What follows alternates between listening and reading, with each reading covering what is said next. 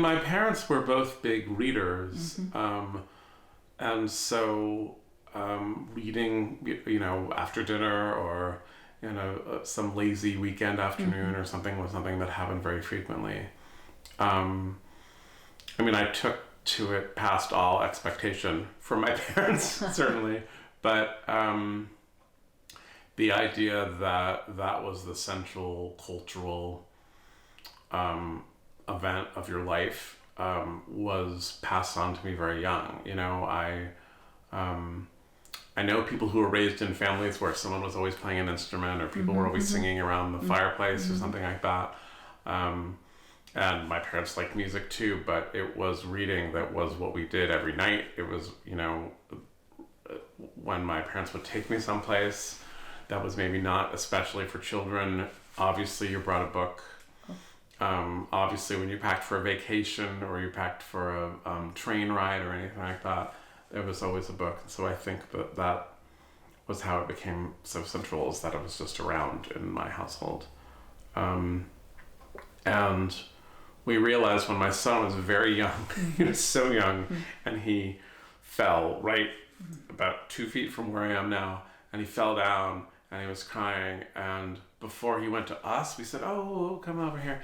And he went to the bookshelf first, and he brought this book because we had so many times read to him in comfort that he knew that was the first thing that would happen, would be a book.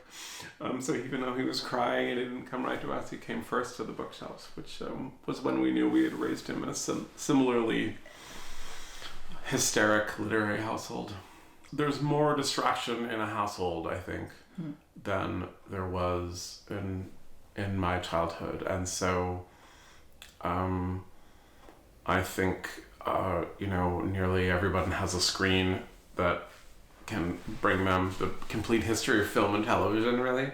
And so to have reading be your primary form of entertainment and your primary form of relaxation, I think is more of an uphill battle and more of a conscious choice than it was. And in my room growing up, there were no screens. It wasn't very unusual then. But I think that meant that to entertain myself, I picked up all these books from the shelf that my parents had put there.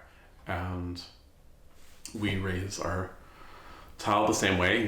He's in high school now, and he has a computer that he does his homework on, and he has a phone to get around the city and talk to his friends. But all that stays in the kind of shared area of the house. And in his room, he has only books and music to entertain him. So I think that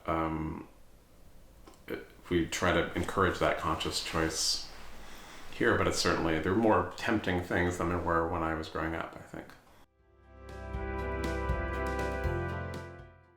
Well, and it seems that so much of reading on the screen, the way that it's presented to you when you're just kind of online, is that you don't necessarily read everything that you're given.